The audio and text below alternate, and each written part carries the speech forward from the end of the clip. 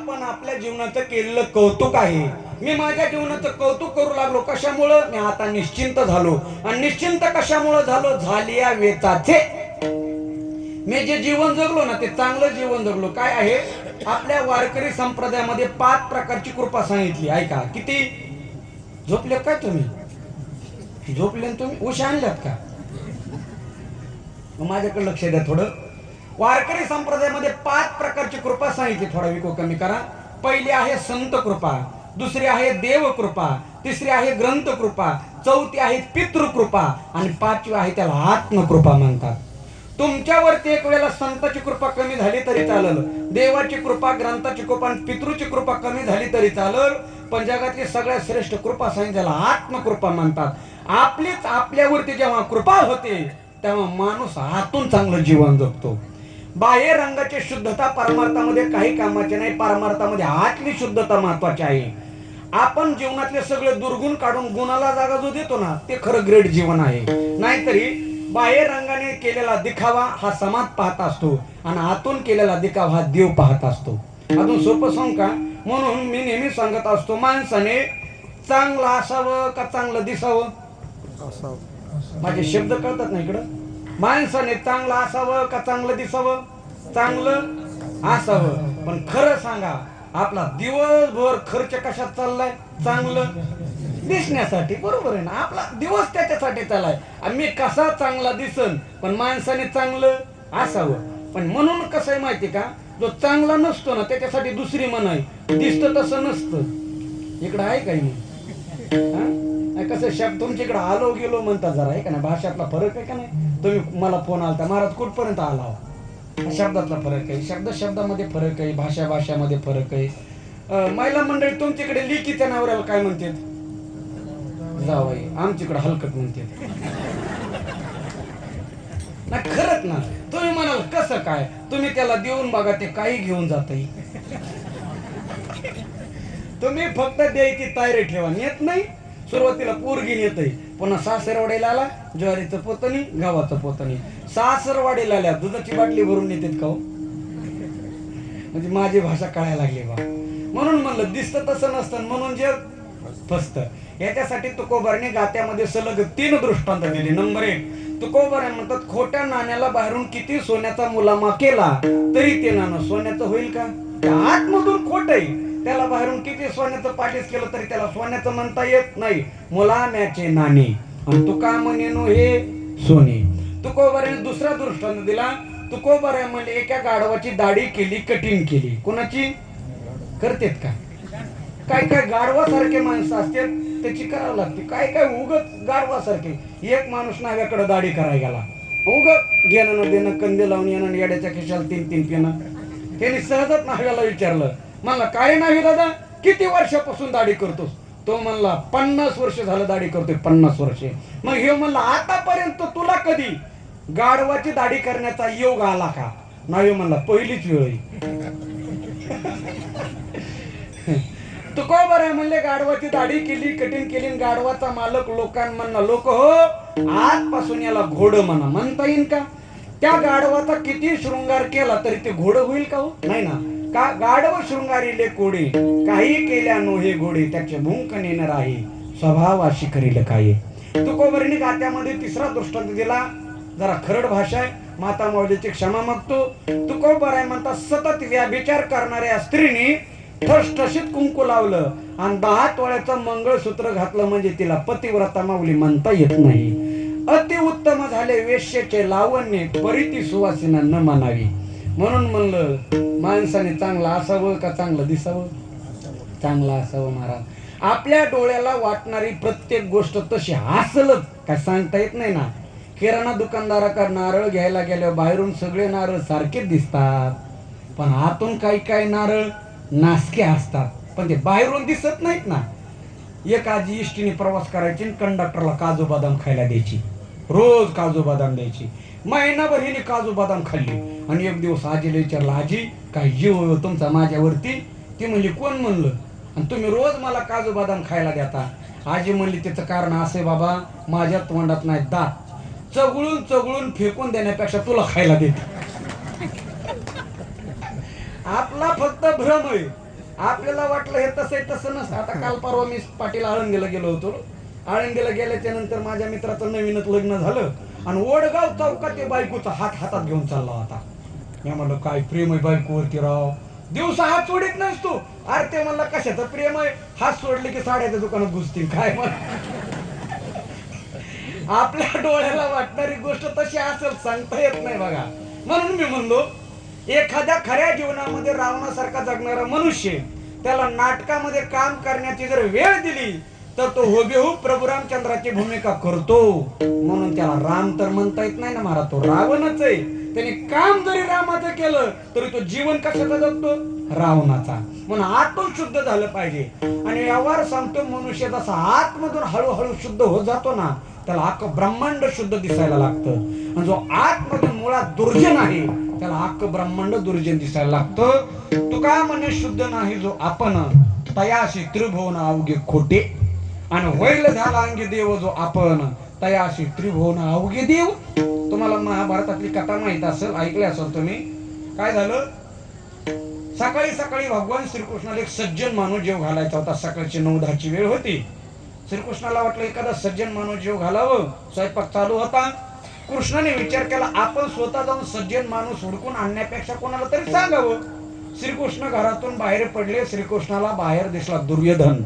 म्हणजे दुर्योधना जी देवा, एक काम कर, गावात जा आणि एक सज्जन माणूस हुडकून आण, मला जेव घालायचा आहे. काम कोणाला सांगावं हे अगोदर कळलं पाहिजे बरं का. हा मुळात दुर्योधन, ज्याचा जन्म झाल्याबरोबर रक्ताचा पाऊस पडला होता आणि सगळ्या जगातले गाढवं ओरडत होते, हा दुर्योधन. त्याला सज्जन माणूस सापडन का. निघाला महाराज श्रीकृष्णाची आज्ञा घेऊन दुर्योधन. मग महाराज दुर्योधन सकाळ 9ला निघाला होता. गाव, तालुका, खेडे, वस्ती, हस्तिनापूर सगळं परिसर फिरला आणि संध्याकाळी रिकाम्या हातानेच परत आला. कृष्ण म्हणू लागले अरे दुर्योधना काय झालं, मी तुला एक सज्जन माणूस आणायला सांगितला होता, तो का आणला नाही. दुर्योधन म्हणला देवा काय आपलं गाव खराब होईल देवा, तुम्हाला माहितच नाही आपलं गाव कसं आहे. म्हणजे आपल्या गावात एक पण चांगला माणूस नाही. हे कोण म्हणत होता, दुर्योधन. अहो सगळे गावात बेकार आहे म्हणला, कशाचा सज्जन आणि कशाचा काय एकही चांगला माणूस नाही. श्रीकृष्ण म्हणले दिवस वाया गेला बघ. दुसऱ्या दिवशी हेच काम भगवान श्रीकृष्णाने अर्जुनाकडे सोपवलं. म्हणले अर्जुना काल दुर्योधन गेला होता सज्जन माणूस आणायला, त्याने आणला नाही. तुझा पटकन एक सज्जन माणूस आण. माणूस किती आणायचा आहे, एक. आता अर्जुन निघाला. अर्जुन सकाळ 9ला घरातून बाहेर पडला. गाव, तालुका, खेडे, वस्ती सगळं हस्तिनापूर फिरला आणि संध्याकाळी 7-8 वाजता रिकाम्या हातानेच आला. अर्जुनाने पण सज्जन माणूस आणला नाही. कृष्ण म्हणतात अर्जुन असं असतं कर, काल दुर्योधन गेला होता त्यांनी माणूस आणला नाही, आज तू गेला तो माणूस आणला, नेमका का आणला नाही. अर्जुन म्हणला देवा ह्याच्यात माझी अजिबात चुकी नाही. तुम्ही माणूस किती सांगितलाय, एक. अख्खं गाव सज्जनाच आहे म्हणला. मला प्रश्न पडला मी सांगू कोणाला. एक सज्जन माणूस घेऊन चाललो होता. बाबा तू माळकरीस का, वारी करतो का. तो म्हणला हो मी माळकरी वारी करतो, चल जेवायला. पण दुसरा माणूस त्याचा काकडा पारिट पाठवता. तिसरा माणूस भेटला त्याचा हरिपाठ पाठ होता. चौथा माणूस भेटला त्याची ज्ञानेश्वरी पाठ होती. म्हणजे आपल्या गावामध्ये एकापेक्षा एक सज्जन माणसं आहेत. अगोदर कोण गेलत, दुर्योधन. दुर्योधनात तेच माणसं पाहिले होते. पण ऐका, हा दुर्योधनाचाही दोष नाही, अर्जुनाचाही दोष नाही, दोष दोघांच्या हृदयाचा आहे. दुर्योधन आतून देखील दुर्योधनच आहे म्हणून त्याला अख्खं गाव दुर्जन दिसतं. आणि अर्जुन आतमधून सज्जन आहे म्हणून त्याला अख्खं गाव सज्जन दिसतं. म्हणून आतून शुद्ध झालं पाहिजे. माऊली म्हणले पौर्णिमेचं चांदणं रात्र असतं बघा. इकडं कसं पडतंय, पिवळं का पांढरं. तुम्ही झोपले काय, नाही झोपलं इमानदार आहे. झोप एकटी कधीच येत नाही. झोपेच्या अगोदर तिची लहानी बहीण येते, तिचं नाव डुकली. कीर्तनकार कसा असू दे, डुकली 100% येणार. आणि ते नंतर मोठ्या बहिणीला बोलली ते ताई तू ये, असं करू नका ना. तुमच्या इकडे पौर्णिमा आहे ना, मग ते पांढरं पडतं का पिवळं, पांढरं बरोबर आहे का नाही. पण एक मित्र दुसऱ्या मित्राला म्हणू लागला वा काय पिवळं चांदणं पडलंय. तो मित्र म्हणला दादा चांदणं पांढरच आहे, तुझ्या डोळ्याला कावीळ झाली. कावीळ झालेल्या माणसाला पांढरी वस्तू कशी दिसते, पिवळी. माऊली म्हणले ना तरी टिवी दिले कवळे ते चांदण्या ते म्हणे पिवळे आणि माझ्या स्वरूपी निर्मळे देखते दोष. एक महत्वाचं वाक्य सांगू का, दोष पाहणारे माणसं माणसात दोष पाहतील याच्यात नवल नाही, ते देवात देखील दोष पाहत असतात. नावं ठेवणारे माणसं आपल्याला नावं ठेवत नाहीत, ते प्रत्येकालाच नावं ठेवत असतात. पण आपल्याला कोणी नावं ठेवलं काय त्याच्यात आपला थोडाच कमीपणा होणार आहे. तुकोबऱ्या म्हणजे साखरेशी म्हणिता धोंडा तरी का तोंडानं रुचावे. एखादा मनुष्य म्हणला अरे हे साखर नाही, हे काय दगड आहे दगड. आता त्या साखरेला दगड म्हणलं काय आणि धोंडा म्हणलं काय, तिचा काय कडूपणा येणार आहे का तिला? ती गोडच आहे ना. नावं ठेवणाऱ्याचं कधीच मनाव घ्यायचं नाही महाराज. कुणाला नावं ठेवत असतात, नावं ठेवणारे कोणाचं काही वाईट होत नाही. म्हणून तुकोबरे म्हणतात ऐका, आतून हळूहळू शुद्ध झालं पाहिजे. जसा जसा आतून शुद्ध होतो तसं जग पवित्र दिसतं. महाराज आम्हाला कळलं काय, आतमधून पवित्र झालं पाहिजे. आतून पवित्र व्हायचं कसं आणि आतून शुद्ध व्हायचं कसं? सोपी व्याख्या. अंतकरणातील सर्व दुर्गुण डिलीट करायचे, गुण डाउनलोड करायचे, झाला सज्जन. ते कसं बघा, मोबाईल सगळ्या जवळ आहे ना. मोबाईल सगळ्या जवळ म्हणल्यापेक्षा बाहेर बसलेले मोबाईलच बघते. मोबाईल नाही असा माणूसच नाही, आणि ज्याच्याकडे मोबाईल नाही तो माणूसच नाही. आपल्या मराठवाड्यामध्ये ज्वारीचे कणस राखायला असे बुजगवणे करते बघा, इकडे पण करीत असते. एका माणसाने असे 2 बुजगवणे केले, असे काठीला त्या कपडे घातले, मडकं घातलं, दाढी मिशा काढल्या, फेटा वगैरे मानला, असे 2 बुजगावणे. आकाशात 2 पक्षी चालले, पक्षाने ते ज्वारीचे कणस पाहिले. एक पक्षी दुसऱ्या पक्षाला म्हणला अरे चल ना खाली, लय भारी ज्वारीचे कणस, चल ना खायला जाऊ. दुसरा म्हणला अरे नको नको, ते माणसं आहेत. ते माणसं नाहीत म्हणला, ते बुजगावणेत. म्हणला तुला कसं काय कळालं? ते म्हणला त्यांच्या हातात मोबाईल कुठे? म्हणजे हातात मोबाईल असला तरच माणूस म्हणायला लागला. त्या मोबाईल मध्ये जीबी असते बघा, 1 GB 2 GB 10 GB असं असतं ना. समजा तुमचा मोबाईल गच्च भरला, आता त्याच्यामध्ये अजिबात जागा शिल्लक नाही, 1 MB सुद्धा 1 KB सुद्धा जागा शिल्लक नाही. आणि त्याच मोबाईल मध्ये एखादं कीर्तन डाउनलोड करून घ्यायचं, एखादी चाल डाउनलोड करून घ्यायचं, तर अगोदर काय करावं लागेल सर? काय करावं लागेल? अगोदर डिलीट करावं लागेल. पहिलं डिलीट केल्याशिवाय दुसरं डाउनलोड होत नाही. हा पण मोबाईल आहे बरं का, हा 3.5 हाताचा मोबाईल आहे. इथं मेमोरी कार्ड आहे. ह्या मेमोरी कार्डातले विषय काम, क्रोध, लोभ, मत्स्य, दंभ आणि अहंकार, तुकोबरे म्हणजे हे चित्त आपल्याला अगोदर निर्मळ करावं लागल, तेव्हा भगवान परमात्मा घरामध्ये.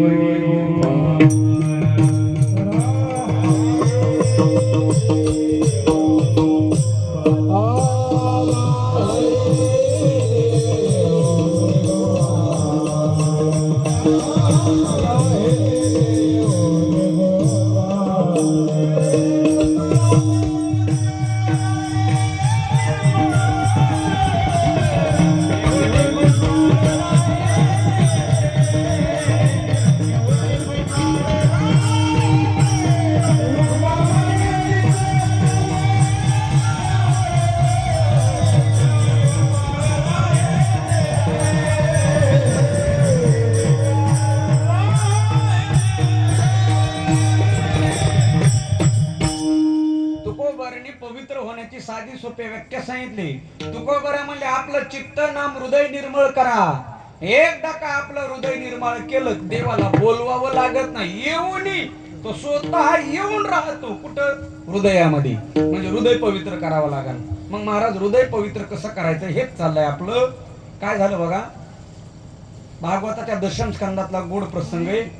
बासरीचा इंटरव्ह्यू घेतला गोपिकांनी. बासरी माहिती ना तुम्हाला? बासरी, त्याला ग्रामीण भाषेमध्ये पवा म्हणतात, है का नाही?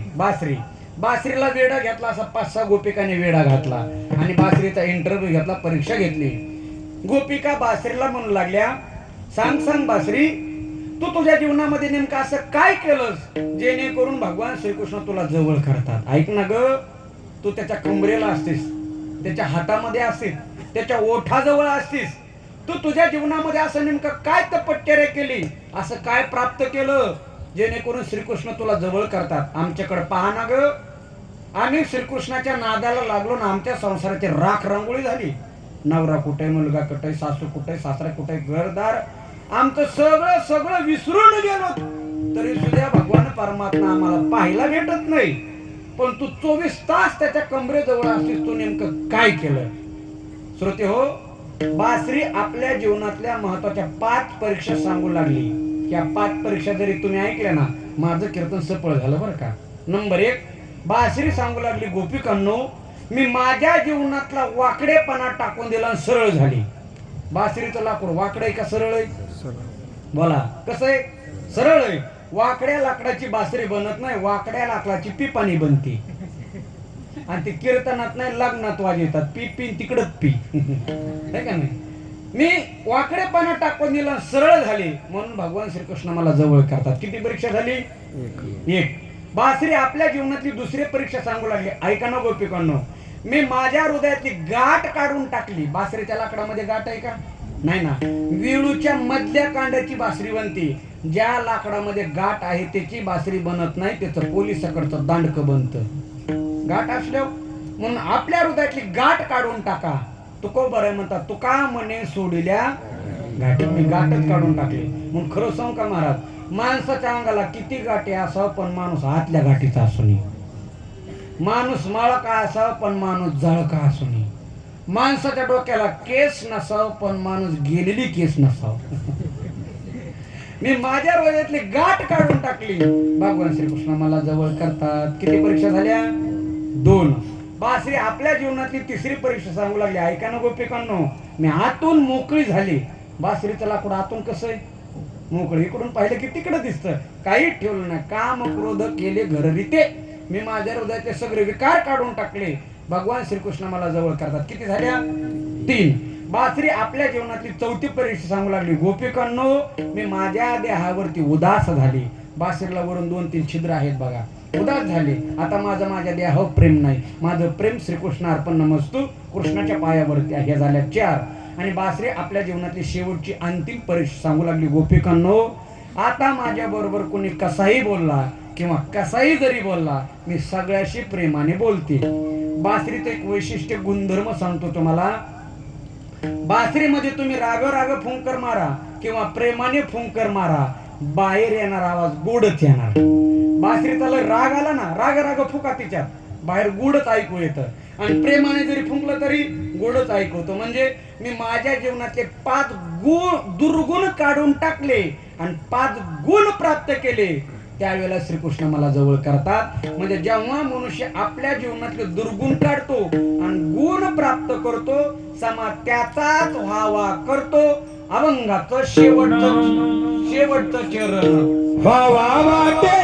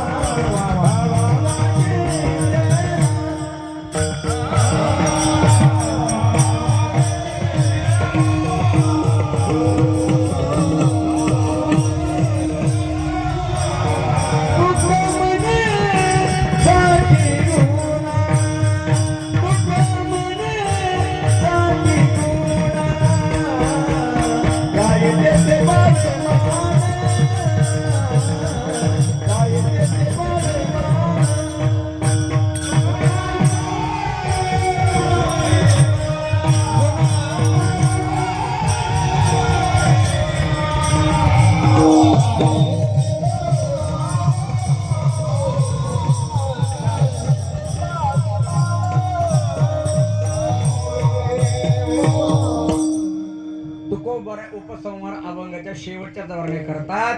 लोक आपलं कौतुक करतात, लोक आपली कीर्ती गातात आणि लोक आपल्याला मोठेपणा देतात. एकमेव कारण व्हावा वाटे जना. आपण प्राप्त केलेल्या गुणाला किंमत आहे. आपल्याला कोणीच विचारत नाही महाराज. आपण म्हणतो वा वा काय चांगला माणूस आहे. अहो सगळे माणसं चांगलेच आहेत, पण एकाची किंमत कमी आणि एकाची किंमत जास्त. कशामुळं? गुणामुळं. अगदी सोपं सांगतो तुम्हाला. या मृत्यू लोकांमध्ये 7.5 अब्ज माणसं आहेत. इथं सगळे माणसं दिसायला सारखेच आहेत, सेम टू सेम नाही. अंगा खांद्याने दिसायला सारखे म्हणजे सगळ्याला 2 हात आहेत, 2 पाय, 2 डोळे, 1 नाक. खाण्याची प्रक्रिया सारखी, बोलण्याची प्रक्रिया सारखी. दुखायला लागलं तर सगळ्याच्या वैद्यकीय तपासण्यासारख्या. सगळ्याचा रक्ताचा कलर कसा आहे? सारखाच आहे. असं आहे का भारतातल्या माणसाचं रक्त लाल आहे आणि पाकिस्तानचं काळ आहे, ते काळ्या तोंडाचे म्हणून? असं आहे का? नाही ना. सगळ्याचं कसं आहे? सारखं आहे, पण इथं सगळ्याला किंमत सारखी का हो? ओय झोपलेली जांभळे दिले लोक किंमत सारखी का इथं सगळ्याला नाही का? हा किमतीमध्ये फरक पडला कशामुळं? गुणामुळं. आता बघा, प्रत्येक जिल्ह्याला एक जिल्हा अधिकारी असतो, त्याला मराठीमध्ये कलेक्टर म्हणतात. जिल्हाधिकारीच म्हणतात नाही का? नाही. आता तर जिल्हाधिकारी नोकरी सरकारी, आणि त्या सरकारी नोकरदाराच्या बाहेर त्याचा एक सेवक असतो, त्याला पण नोकरी सरकारी, म्हणजे त्याला वॉचमॅन म्हणतात. कलेक्टर हा पण सरकारी, वॉचमॅन हा पण सरकारी. दोघाला पगार सारखी का? नाही. दोघाला अधिकार सारखेत का? नाही. आणि दोघाला मान सारखा का? नाही. दोन्ही सरकारी नोकऱ्यात, पण मानामध्ये किंमत फरक झाला कशामुळं? गुणामुळं. एकाला कलेक्टर नावाचा गुण आहे आणि एकाला वॉचमॅन नावाचा गुण आहे. अजून सोपं सांगतो, आपल्या गावातला हनुमानरायचं मंदिर, बरोबर आहे ना? सुंदर मंदिर आहे. मंदिरातली मूर्ती कशाची? बघा, हे बघा श्रोते हो, मी अगोदरच सांगतो, तुम्ही थोडं बोला, मी थोडं बोलतो. आपण वाटून वाटून कीर्तन करू आणि कीर्तन झाल्यावर वाटून वाटून घेऊ. हे हो म्हणाले तर, पण मी फक्त पुण्यच वाटून वाटून देणार आहे, दुसरीकडे डोकं लावू नका तुम्ही. ऐका, मंदिरातली मूर्ती कशाची? दगडाची. आणि मंदिरासमोरची पायरी कशाची? दगडाची. दोन्ही काय? दगडच आहे महाराज, पण दोन दगडातला फरक बघा. पाषाण देव पाषाण पायरी, आणि पूजा एकावरी पाय देते. एका दगडाची पूजा आहे आणि एका दगडावरती पाय आहे. दोन दगड आहे, पण एका दगडाने देव नावाचा गुण मिळवला आणि एका दगडाने पायरी नावाचा गुण मिळवला, म्हणून किमतीमध्ये फरक पडला. म्हणून तुका म्हणे 60 गुणा ज्यांना व्हावा वाटे. अजून सोपं करून सांगतो, तुम्ही शेतकरी, मी पण शेतकरी, आपण सगळे शेतकरी. आपल्या शेतामध्ये आवत आहे का नाही? का सगळं ट्रॅक्टरवरच चालू इकडं? आवत आहे. आता लय ट्रॅक्टरचा जमाना आला हो, एका दिवसात सगळे काम व्हायला लागले, है का नाही? आऊत कशाच आहे आता सध्या? आऊत ट्रॅक्टरचं नाही, बैलाचं आऊत लोखंडाचं आहे का लाकडाचं आहे? लोखंडाचं, बरोबर आहे का नाही? आऊत लोखंडाचं. आऊताची पास लोखंडाची, रुमण लोखंडाचं, दांडी लोखंडाची, शिवळा, बैल सोडून सगळं काय सध्या लोखंड आहे. बरं जाऊ द्या. विळा कशाचा? विळा लोखंडाचा. तलवार लोखंडाची. पण तुकोबारांनी दोन लोखंडातला फरक सांगितला. फिरंगी वाखर लोखंडाची विळे, परी ते निराळे गुणामोल. फिरंगी म्हणजे तलवार आणि वखर म्हणजे आऊत. आऊतही लोखंडाचं, तलवारही लोखंडाची, विळाही लोखंडाचा. पण ज्या किमतीमध्ये विळा भेटतो त्याच किमतीमध्ये तलवार भेटेल का हो? नाही ना. किमतीतला फरक आहे. कशामुळं? तुका म्हणे 60 गुणा. अवगुण्याला कोण किंमत देतं इथं महाराज? हा, इथं किंमत फक्त गुणवानाला आहे. अवगुणी गावोगाव पडलेले तो नाहीत का? आहेत. त्यांना असे चौकात बसलेले असते बघा.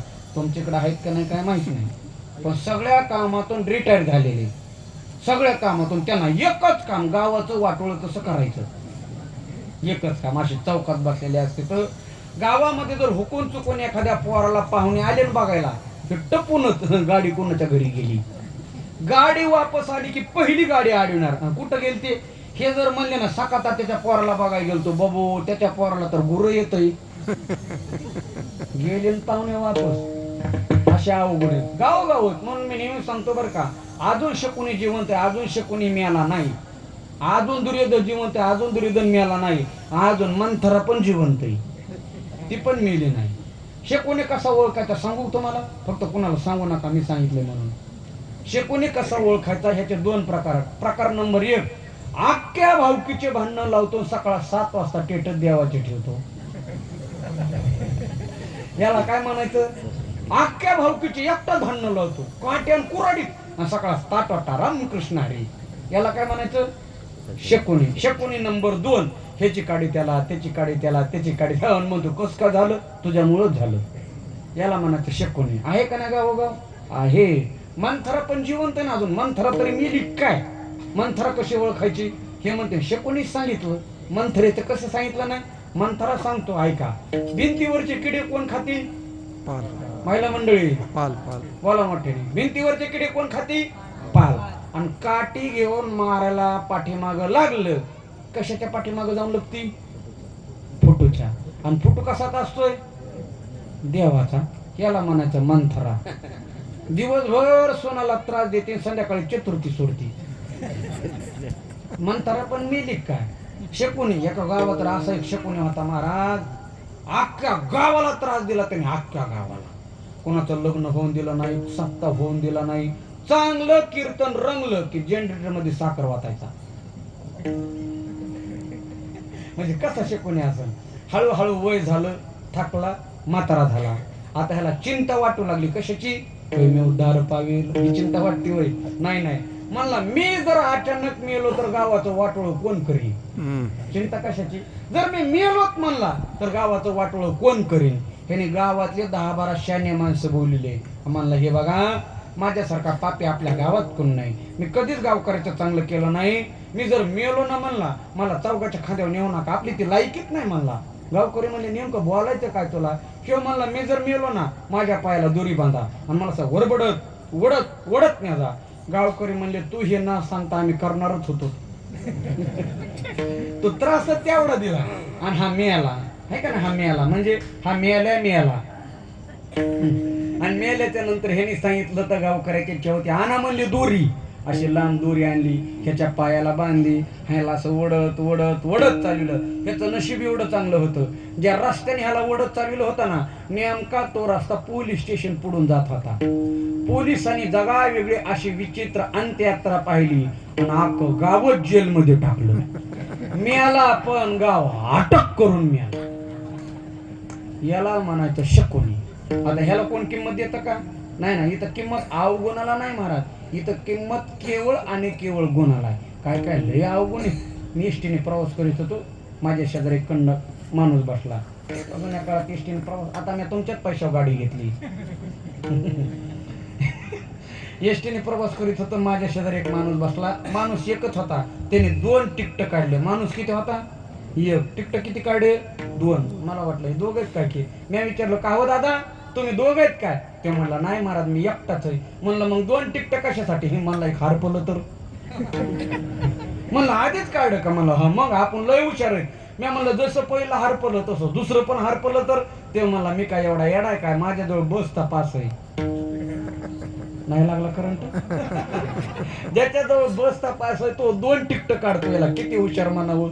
हा, असे आहेत ना महाराज काय काय. ह्यांना कोण किंमत देतं? तुकोबाऱ्या म्हणले, अवगुणाची हती होई अवघीच फजिती. अवगुणाला किंमत नाही, इथं किंमत गुणवानाला आहे. मग खरं सांगतो तुम्हाला, ऐका, आज रावणासारखं आचरण करणारे, रावणासारखं जीवन जगणारे माणसं नाहीत असं नाही. रावणाला ओव्हरटेक केलेले काही काही माणसं आहेत. रावणापेक्षा पाप करणारे काही काही माणसं आहेत महाराज. खरं सांग का, सध्या 2 व्यक्ती लय ढासा रडत येतो. एक रावण, दुसरा पांडुरंग परमात्मा. लय रडते ते दोघ जण. तुम्ही म्हणाल कसं काय? रावण रडतो दसऱ्याला. रावण म्हणतो, मी एवढं पापच केलं नाही जेवढं मला लोक जाळतात. आणि जाळणारे कोणच माहिती का? रावणापेक्षा जास्त पाप करणारे. आणि पांडुरंग परमात्मा सुद्धा आषाढी एकादशीला रडतो. ज्याच्या गळ्यात माळ नाही त्याच्या हातून पूजा आहे का ना आषाढी एकादशीची पूजा? हा, रावणासारखं जीवन जगणारे माणसं नाहीत असं नाही, पण त्यांना जर पूजा करण्याची वेळ आली तर ते रामाचीच पूजा करतात. मला सांगा, ओरिजिनल रावणासारखं जीवन जगणारा मनुष्य पूजा रावणाची करीन का? पूजा कोणाची करतो तो? रामाची. अजून सोपं सांग का? समजा आता हे सगळे परिसरातले पंचक्रोशीतले गायक वादक एकत्रित येतात बघा. हे सगळे एकत्रित येतात आणि ह्यांच्यातला सगळ्यात उत्कृष्ट गायक निवडून त्याचा सत्कार करतात ना. आपल्याकडं 5-25 गायक मंडळ एकत्रित झाले आणि म्हणले, हे बघा, हे आपल्यातले सगळ्यात मोठे गायक आहे, त्याचा आपण सत्कार करू. 10-12 मृदंग वादक एकत्रित येतात. टॉप 10 मधला एक सुंदर मृदंग वादक त्याचा सत्कार करतात. म्हणजे गुणवान, चांगल्या गुणवानाची किंमत करतात. पण एखादा असं गाव दाखवा, गावाचे 100 दारुडे एकत्रित झाले आणि त्यांनी सगळ्या दारू पिणाराचा सत्कार केला. आहे का असं एखादं गाव? आहे? नाही ना. दारुड्याने जरी सत्कार करायचा ठरवलं, ते दारुड्याचा करतील का? नाही. ते कोणाचा करणार आहेत? माळकऱ्याचा. म्हणजे दारुड्याला किंमत देत नाही, ही अवगुणाची फजिती. प्यायला म्हणतो, हो एवढी कुठं पित असते का? अरे सांगा हो कोणी. हा, इथं किंमत गुणवानाला आहे, अवगुणाला किंमत नाही. गुणवानाला कशी किंमत आहे का? आता तुम्ही शेतकरी, मी शेतकरी आहे का? आपल्या शेतामध्ये हिवराचं झाड आहे. इकडे काय म्हणतात त्याला? हिवरच म्हणतात नाही का? नाही, आता थोडा प्रांतात बदललं म्हणून म्हणलं ना. हिवरत म्हणतात ना, आपल्या शेतामध्ये एक हिवराचं झाड आहे. त्या हिवराच्या झाडाचा कोणी सरपण म्हणून वापरला का हो? महिला मंडळी, आणलं तुम्ही सरपण कधी घरी? हिवराचं नाही. कधी चिता पेटवण्यासाठी हिवराचं झाड वापरलं का अंत्यविधीला? नाही. एवढंच काय, त्याच्या सावलीला सुद्धा कोणी बसतं का? नाही. झाड झाडच आहे, पण मूर्तिमंत अवगुणाने भरलेलं आहे. आता दुसरं एक झाड आहे आपल्या शेतामध्ये महाराज, चंदनाचं. चंदनाचं पण हे काय, झाडच आहे. हिवराचं काय, झाडच आहे, पण चंदनाचं झाड परिपूर्ण गुणाने भरलेलं आहे. किती गुणवान आहे? संतांचा मोठेपणा व्यक्त करण्यासाठी तुकोबाराय संतांना उपमा देखील चंदनाची देतात महाराज. तुकोबाराय म्हणतात, जसे संत आहेत ना, संतांचं वर्णन चंदनाने केलं, चंदनाने. तुकोबाराय